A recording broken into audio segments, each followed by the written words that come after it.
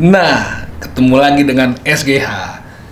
Di video kali ini gue ingin ngomongin tentang Henry Cavill sebagai Man of Steel yang nggak jadi Superman lagi karena kelakuan OON-nya si kodok James Gunn sebagai CEO-nya si DC yang baru. Ya, kenapa gue pengen ngebahas itu? Karena emang gue fan beratnya Man of Steel, teman-teman. Gue di kontenku sendiri, gue nggak ingin selalu ngomongin tentang Airsoft Gun. Kali-kali lah gue pengen ngomongin tentang yang lain, seperti video-video intermezzo yang lain. Ya mungkin teman-teman yang lain juga suka lah ya, namanya nonton film superhero. Kalau aja suka ataupun tertarik untuk ngikutin opini gue tentang itu, tentang Henry Cavill yang nggak jadi Superman lah. Belibet. Jadi, nggak jadi. Sebelumnya kita lihat dulu beberapa ya.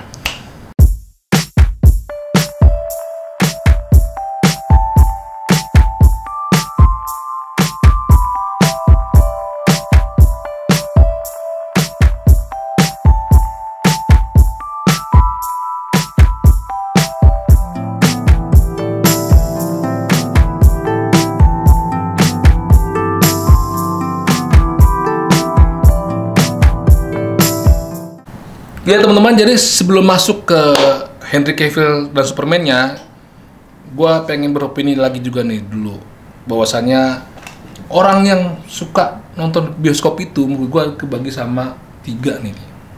Menurut gue ya teman-teman. Pertama, memang orang yang suka nonton ya kan, suka karena aktornya, suka karena genrenya, suka sama kumpul-kumpul di bioskopnya. Gitu, tipe orang yang pertama. Tipe orang kedua yang datang ke bioskop biasanya orang yang memang suka menikmati film tuh teman-teman. Ketika dia nonton film, dia mungkin bisa masuk ke dalam alur cerita yang ditonton tuh. Ketika sedih dia bisa nangis, ketika bahagia dia bisa bahagia. Biasanya orang ini akan setelah nonton film tersebut sampai rumah akan selalu terngiang-ngiang nih, selalu akan bercerita tentang yang ditonton ke siapapun. Dan selalu pengen nonton lagi lah, seperti itu, karena saking menikmatinya.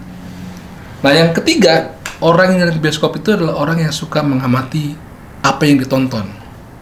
Biasanya nih orang-orang seperti ini akan nonton beberapa kali film yang sama yang dia nikmati gitu. Setelah dia menikmati film itu, mungkin dia akan balik lagi nonton untuk mengamati bagaimana sih nih film ini dibuat, bagaimana sih mendapatkan cahaya di scene tersebut, bagaimana sih pengambilan sudut gambar di scene tersebut, bagaimana sih si art directornya menciptakan vibe ataupun suasana di film tersebut. Nah itu diamati tuh teman-teman. Biasanya orang-orang kayak begini setelah balik nonton film tersebut, dia akan mencari behind the scene-nya. Biasanya memang beberapa film tuh kalau udah lama tayang akan keluar behind the scene pembuatan film tersebut. Itu akan orang-orang tersebut akan mencoba memahami atau mempelajarinya untuk bagaimana sih waktu film itu terbuat atau scene itu ada, pembuatannya kayak apa gitu kan. Nah itu juga terjadi sama gua nih teman-teman, karena memang belakangan gue suka bikin sama teman-teman tuh bikin film lucu-lucuan lah ya. Jadi gua lagi memang belajar bikin film pendek gitu kan, tapi gue harus tahu lah bagaimana caranya sih, nggak asal punya kamera lalu di-shoot. Minimal ada schedule-nya, ada timeline-nya, ada pedomannya atau guide-nya pada saat kita pre-produksi gitulah. Gue sendiri juga suka nonton tuh teman-teman behind the scene suatu film yang memang gue suka, sampai kayak misalnya film superhero, misalnya Superman atau Batman atau apapun. Menurut gue itu menarik untuk diketahui bagaimana cara membuatnya, gue akan cari tahu di YouTube behind the scene-nya seperti apa. Sebenarnya banyak sih di channel YouTube yang ngebahas tentang cara-cara membuat film lah ya. Salah satunya misalnya gue ikutin channel YouTube-nya Aputur, itu lebih membahas tentang pencahayaan.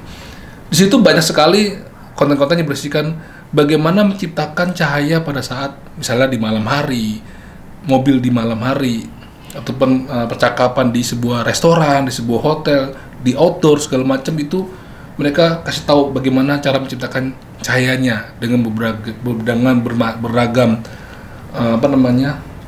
angle ataupun tipe dari lightingnya teman-teman. Suka banget gue nonton itu. Ada juga namanya Studio Binder. Studio Binder tuh kontennya lebih mengulas bagaimana seorang direktur besar menciptakan film tersebut. Misalnya Steven Spielberg. Di situ akan dibahas sama Studio Binder bagaimana Steven Spielberg itu membuat film Jurassic Park gitu. Ketika dia menciptakan dinosaurusnya, ketika dia meng-casting para pemainnya gitu kan, menciptakan suasana ataupun bangunan-bangunan yang ada di film Jurassic Park, itu semua diceritakan dari A sampai Z. Itu menarik banget buat teman-teman. Buat gua. Jadi buat kalian yang memang suka tertarik sama pembuatan film, cobalah juga suka nonton yang behind the scene ataupun sesuatu konten yang berkaitan sama cara membuat film. Jadi nggak cuma asal punya kamera, ngambil gambar, selesai gitu.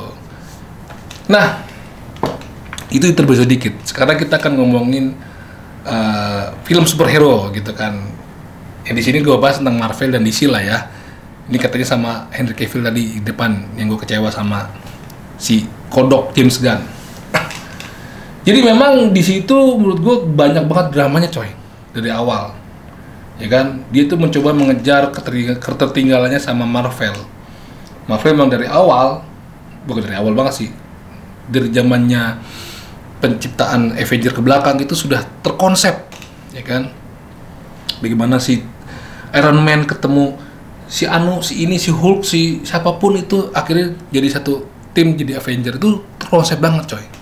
Tapi kalau DC ini terlalu banyak banyak drama, banyak politik, jadinya filmnya ujung-ujungnya diribut, dibikin versi return, dibikin versi begin, capek lah, nggak maju-maju menurut gua. Nah ini yang terjadi sampai sekarang coy. Kalau ngomongin Marvel sama DC, gue lebih suka mana? Gue lebih suka DC. Sebagian orang mungkin nggak suka sama DC karena mungkin alur ceritanya berat, nuansanya dark gitu kan. Kalau berat dan dark itu memang udah membuat segmented sendiri buat penontonnya. Terlebih dari karya-karya si Zack Snyder pada saat mengerjakan proyek-proyek Batman, Superman, Wonder Woman sampai ke Justice League. Memang dia punya karakter sendiri, punya warna sendiri. Kalau lu nonton film 300 itu Zack Snyder juga, memang warna-warnanya mirip-mirip begitu semua. Kalau Zack Snyder, ciri khasnya dia lah. Beda sama Marvel yang warnanya bright, banyak jokesnya. Emang mungkin targetnya itu adalah family teman-teman, keluarga dan general, siapa aja bisa nonton. Tapi kalau DC ala Zack Snyder ini, dia mempunyai komunitas sendiri. Jadi yang nonton ya orangnya yang udah punya cakupan sendiri lah. Nggak semua orang suka nonton ala DC-nya si Zack Snyder. Tapi buat gue itu suka banget karena dia, menurut gue si Zack Snyder ini ketika menciptakan tokoh Batman ataupun Superman, dia tuh selalu membuat atau ingin mendekati dengan kehidupan kenyataannya gitu loh. Meskipun ya Superman itu kan alien ya, tapi kalau menurut gue dari mata gue, dia itu seolah-olah ingin membuat tokoh Superman itu seperti orang pada umumnya.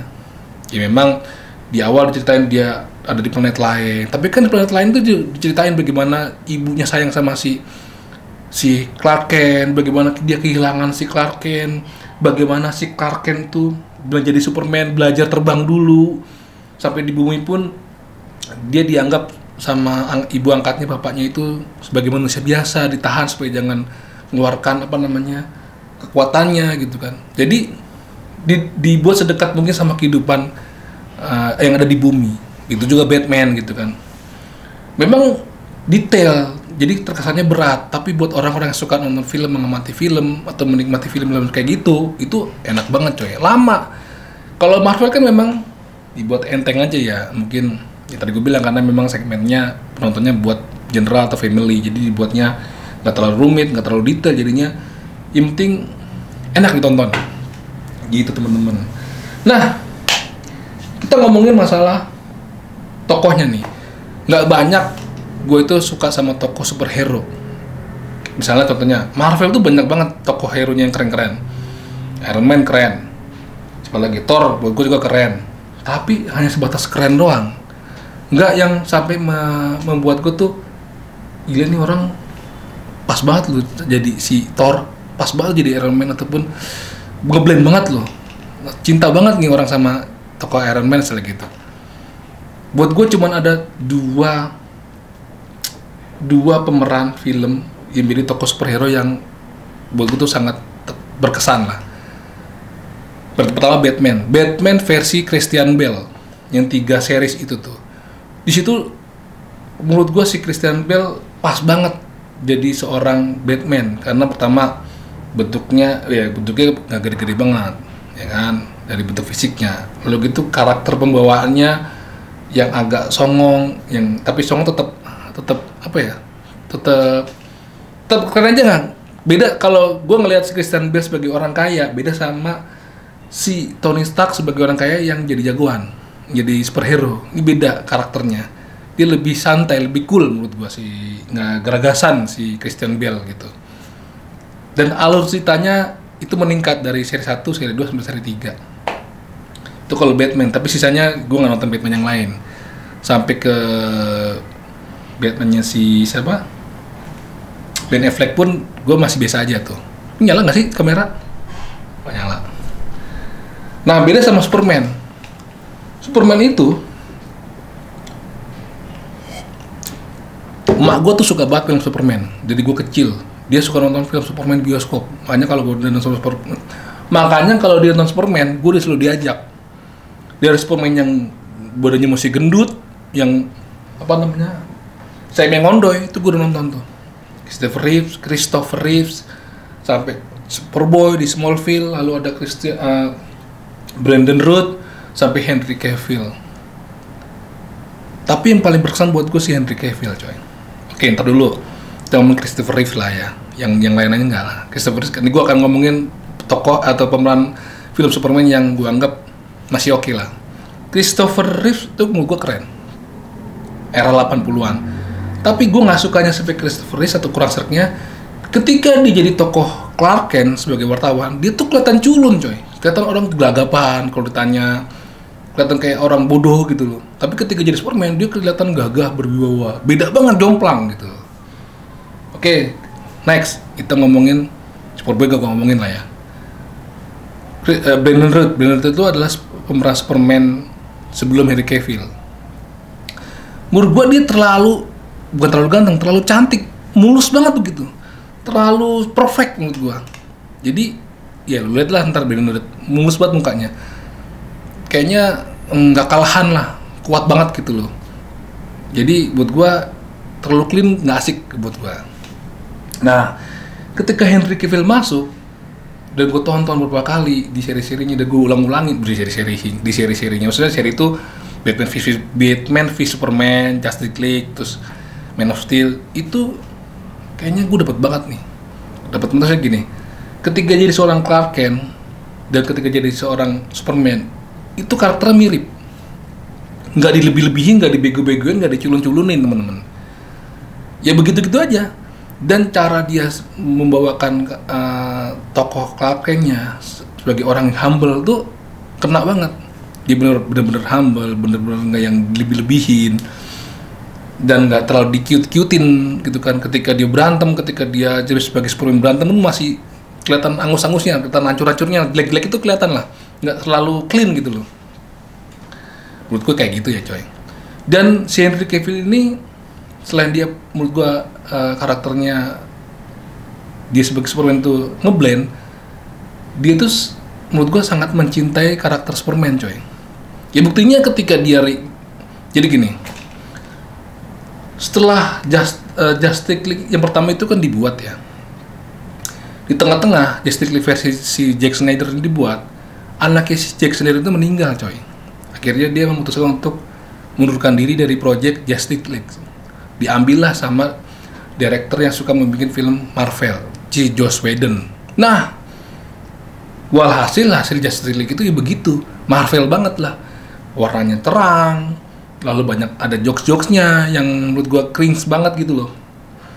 Nah, disitulah akhirnya terjadi kerusuhan di para fans DC lah gitulah. Setelah itu juga memang si presiden si DC pada saat itu, si Walter Hamada, ngerasa kok ini warnanya filmnya gelap ya, kok nggak kayak film tetangga ya, sebelah ya.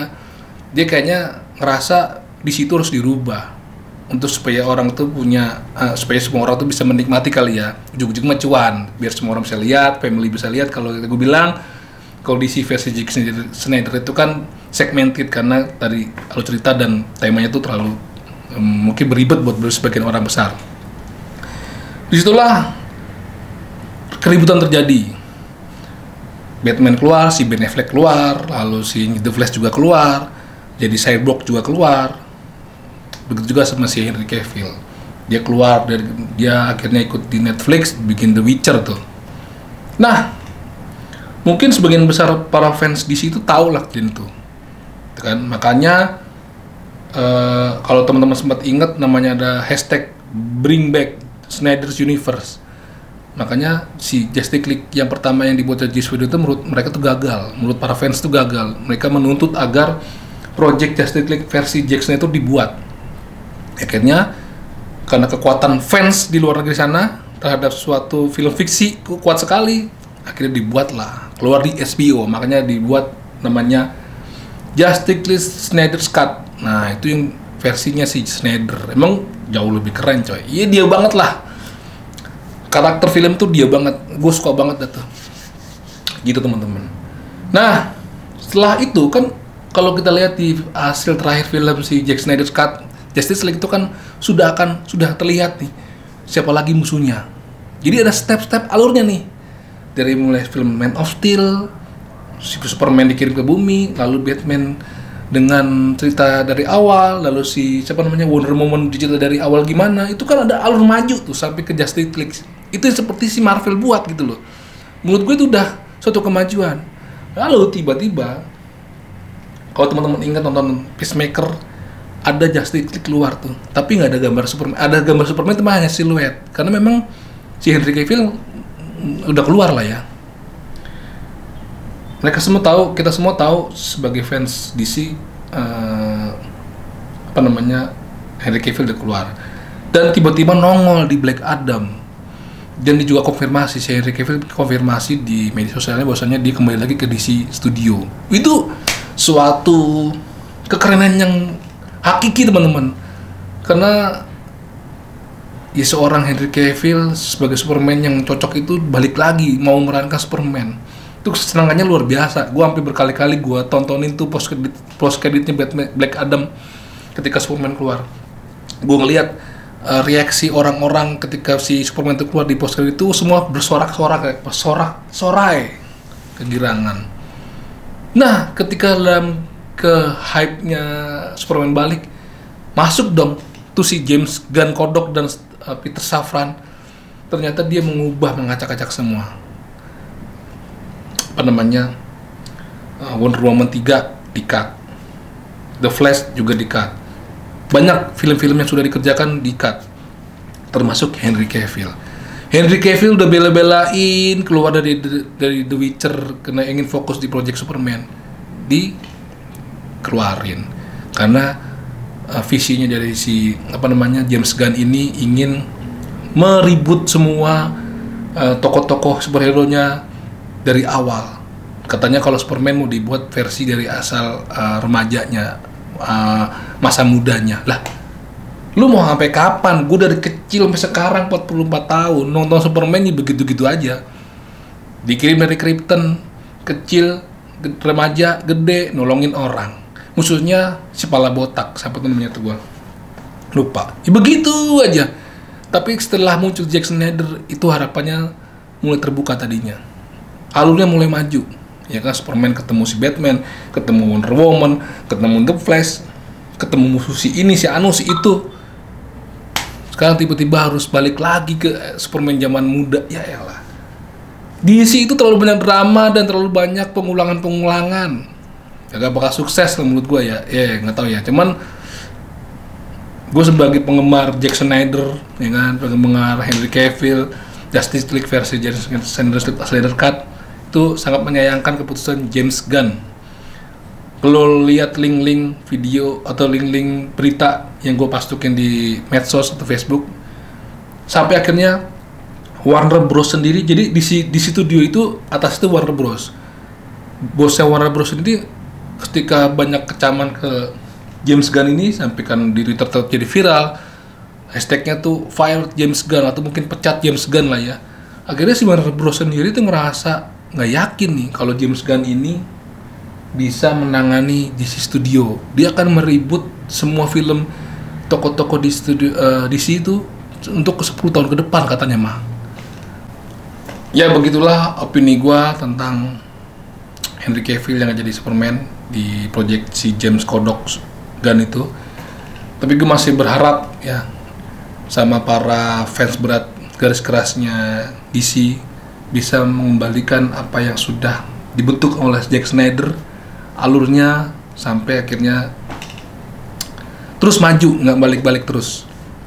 Gak tahu gimana menurut teman-teman, silakan ngobrol di kolom komentar. Tapi ingat, nggak boleh berdebat ya, karena kita cuma buat seru-seruan aja. Harusnya si S itu kan kalau kata Superman mah itu artinya hope. Jadi kita harus tetap berharap menjadi yang lebih baik gitu loh. Sampai jumpa di video SG berikutnya, ngebahas tentang hal-hal lain di luar Airsoft Gun. Dadah.